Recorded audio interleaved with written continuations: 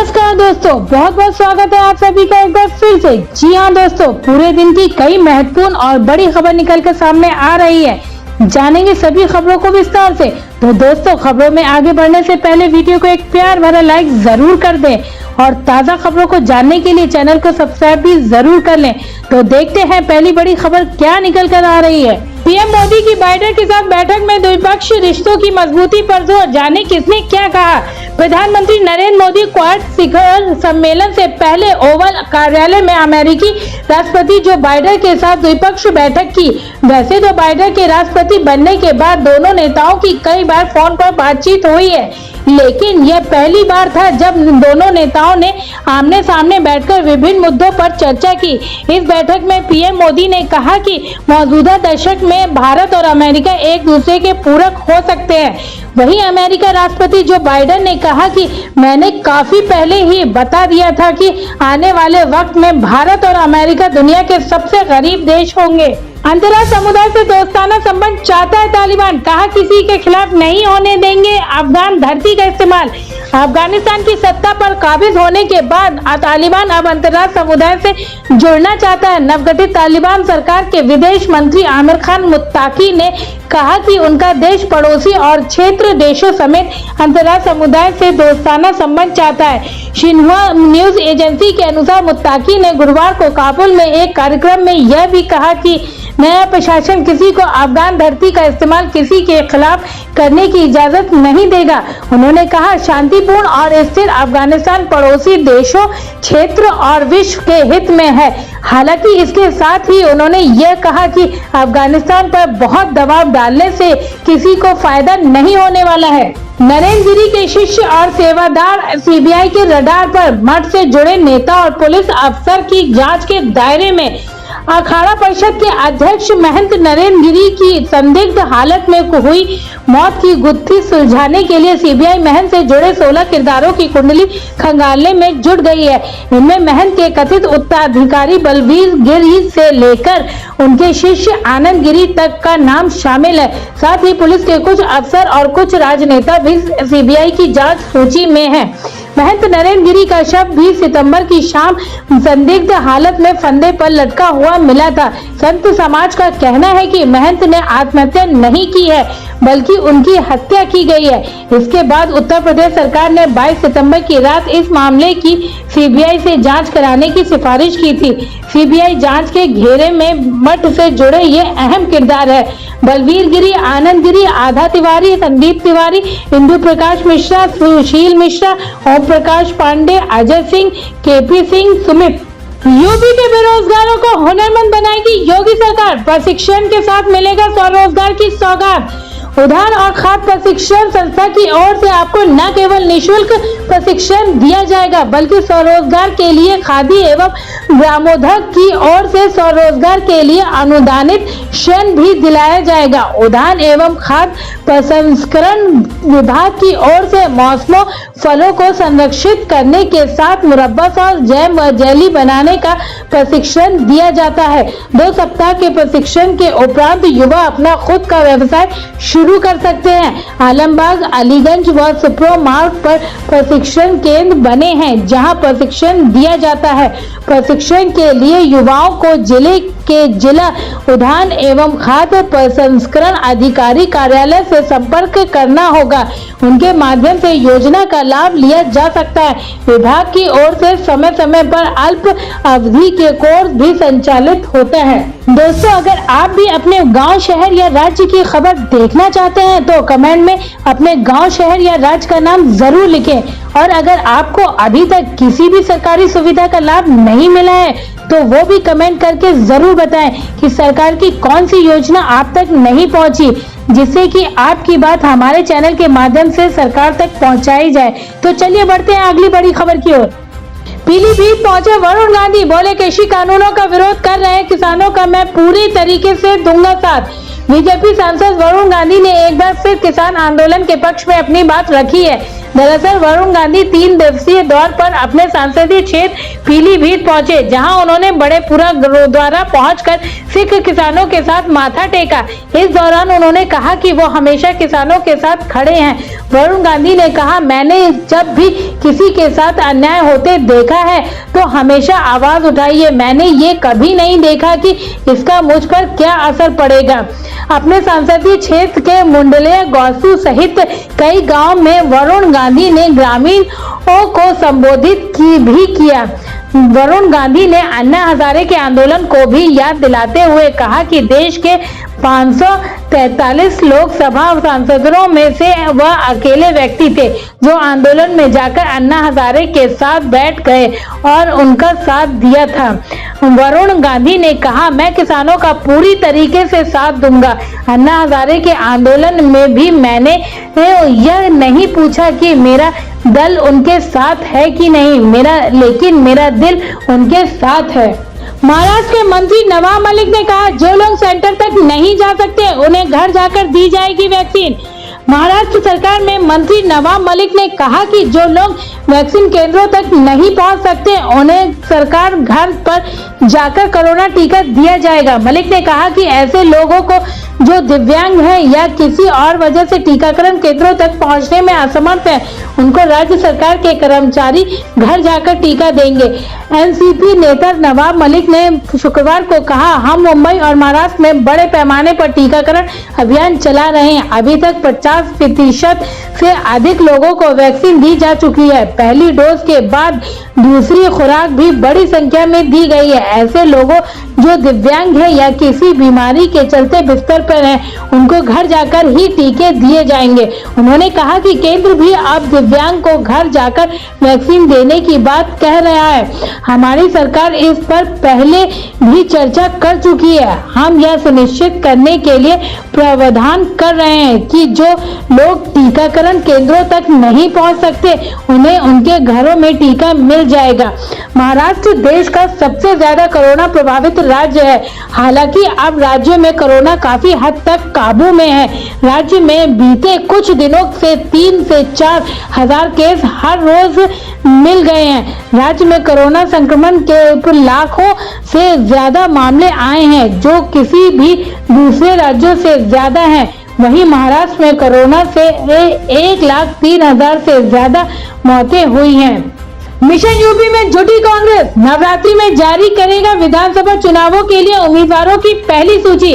पंजाब में सरकार की कमान चरणजीत सिंह चन्नी को सौंपने के बाद कांग्रेस उत्साहित है। पंजाब में दलित चेहरे का दावा लगाकर कांग्रेस अब मिशन यूपी में जुट गई है। समाचार एजेंसी ANI की रिपोर्ट के मुताबिक हालिया फैसले में से कांग्रेस के मिशन उत्तर प्रदेश को गति मिली है। कांग्रेस अक्टूबर के दूसरे हफ्ते में शुरू होने वाले नवरात्रों के दौरान यूपी में आगामी विधानसभा चुनावों के लिए उम्मीदवारों की पहली सूची जारी करने के लिए पूरी तरह तैयार है। इस बार कांग्रेस समय पर उम्मीदवारों की सूची जारी करके पारंपरिक प्रवृत्ति को तोड़ रही है।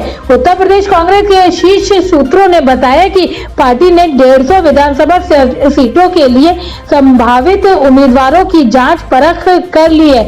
यूपी में कांग्रेस की विधानसभा चुनाव की तैयारियों में जुटने का अंदाजा इसी तरह से लगाया जा सकता है कि पार्टी की ओर से 150 सीटों में से 58 विधानसभा क्षेत्रों में चुनाव रणनीति और संचालन के लिए नियंत्रण कक्ष पहले ही स्थापित किए जा चुके हैं। सीएम धामी की घोषणा, आयुष्मान योजना में मुफ्त होगा किडनी ट्रांसप्लांट का इलाज। आयुष्मान भारत योजना में अब गोल्डन कार्ड धारक मरीजों को किडनी ट्रांसप्लांट इलाज की सुविधा मिलेगी। जल्द ही आयुष्मान पैकेज में किडनी ट्रांसप्लांट इलाज को शामिल किया जा रहा है। मुख्यमंत्री पुष्कर सिंह धामी ने घोषणा की है कि योजना के तहत गोल्डन कार्ड बनाने पर लाभार्थियों से कोई शुल्क नहीं लिया जाएगा। वहीं सूचीबद्ध अस्पतालों को 1 सप्ताह के अंदर इलाज के क्लेम का भुगतान किया जाएगा। गुरुवार को हरिद्वार बाईपास रोड पर IMBT स्थित एक होटल में आयुष्मान भारत योजना के 3 साल पूरे होने पर स्वास्थ्य विभाग की ओर से आरोग्य मंथन कार्यक्रम आयोजित किया गया। कार्यक्रम में मुख्य अतिथि मुख्यमंत्री धामी ने आयुष्मान योजना के तहत अच्छा कार्य कर रहे 12 अस्पतालों को सम्मानित किया।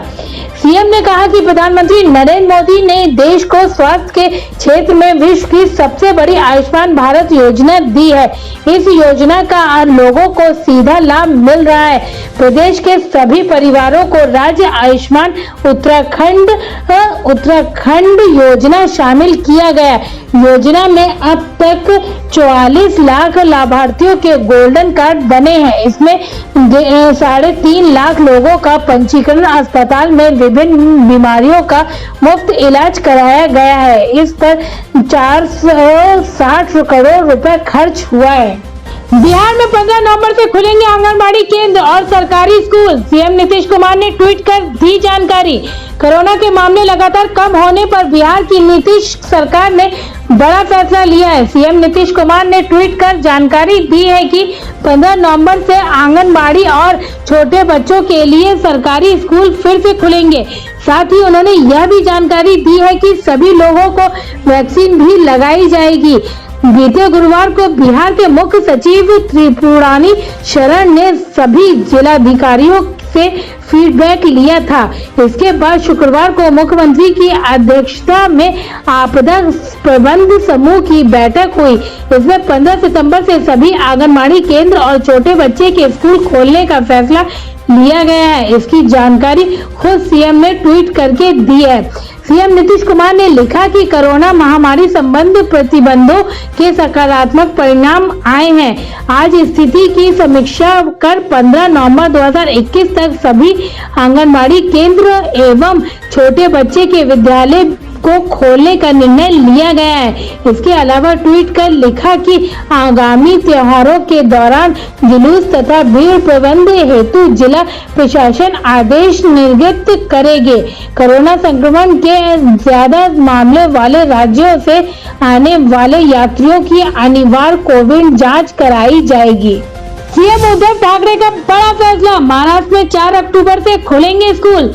महाराष्ट्र में कोरोना की दूसरी लहर का कहर धीरे धीरे कम हो रहा है, जिसको देखते हुए राज्य सरकार लगातार प्रतिबंधों से ढील दे रही है। इसी के तहत शुक्रवार को महाराष्ट्र सरकार ने स्कूलों को फिर से खोलने को लेकर बड़ा फैसला किया है। 4 अक्टूबर से महाराष्ट्र में स्कूल खोले दिए जाएंगे। इस बारे में शिक्षा विभाग के प्रस्ताव को मुख्यमंत्री उद्धव ठाकरे ने मंजूरी दे दी है। हालांकि स्कूल खोलने के दौरान कोरोना गाइडलाइन का पूरी तरह से पालन किया जाएगा। महाराष्ट्र स्कूल शिक्षा मंत्री वर्षा गायकवाड़ ने कहा कि कोरोना की वजह से राज्य में बंद स्कूलों को खोलने के लिए राज्य शिक्षा विभाग ने प्रस्ताव भेजा था। राज्य के कोरोना टास्क फोर्स से सलाह मशवरा के बाद मुख्यमंत्री ने इस प्रस्ताव को स्वीकार कर लिया, जिसके बाद स्कूली शिक्षा मंत्री वर्षा गायकवाड़ ने इसकी घोषणा करते हुए बताया कि शहरी भागों में स्कूल 8वीं से 12वीं तक के विद्यार्थियों के लिए खुलेंगे। ग्रामीण भागों में 5वीं से 12वीं तक के वर्गों के लिए स्कूल खुल जाएंगे। लेकिन साथ ही कोरोना से जुड़ी परिस्थितियों को देखते हुए फैसले में फेर बदल करने का अधिकार जिलाधिकारियों को होगा। जिन जिलों में कोरोना से जुड़ी स्थितियां अनुकूल न हो, वहां जिलाधिकारी स्कूल बंद रखने का निर्णय ले सकते हैं। बच्चों को बुलाने के लिए अभिभावकों की सहमति जरूरी होगी। विद्यार्थियों पर अटेंडेंस के लिए दबाव नहीं डाला जाएगा। यही नहीं, स्कूल खुलने के दौरान कोरोना गाइडलाइन का पूरी तरह से पालन किया जाएगा। आप जानते हैं सराफा बाजार का। सराफा बाजार में सोने के दाम में 297 रुपए प्रति 10 ग्राम की गिरावट देखने को मिली। आज सोने का दाम 46,375 रुपए प्रति 10 ग्राम पर रहा। वहीं चांदी की कीमत में 290 रुपए प्रति किलोग्राम की गिरावट देखने को मिली। इससे चांदी की कीमत 60,890 रुपए प्रति किलोग्राम पर रहा। आप जानते हैं मौसम का हाल। बंगाल की खाड़ी के ऊपर बना निम्न दाब का क्षेत्र हुआ मजबूत। इन राज्यों में भारी बारिश की चेतावनी। बंगाल की खाड़ी के ऊपर बना निम्न दाब का क्षेत्र शनिवार को और गहरा हो सकता है। इसके मजबूत होने से ओडिशा और आंध्र प्रदेश में अगले 3 दिन में भारी बारिश होने की संभावना है। भारतीय मौसम विभाग ने शुक्रवार को यह संभावना जताई है। उपग्रह और रडार से प्राप्त ताजा चित्रों और मौसम निगरानी में पूर्व मध्य बंगाल की खाड़ी और आसपास के क्षेत्रों के ऊपर निम्न दाब का क्षेत्र बनने का संकेत मिला है। मौसम विभाग के अनुसार अगले 12 घंटे के दौरान यह और गहरा हो सकता है और अगले 48 घंटे में यह पश्चिमी उत्तर की तरफ ओडिशा तट की ओर बढ़ सकता है। तो दोस्तों, ये थी अब तक की सभी बड़ी खबरों की अपडेट। टुडे ब्रेकिंग न्यूज और लेटेस्ट खबरों को देखने के लिए हमारे चैनल को सब्सक्राइब जरूर कर ले, वीडियो लाइक और शेयर जरूर कर दें अपने दोस्तों और रिलेटिव के साथ। तो दोस्तों, आपसे फिर मिलेंगे काम की खबरों और सरकारी योजनाओं की एक और नई वीडियो के साथ। तब तक के लिए धन्यवाद दोस्तों।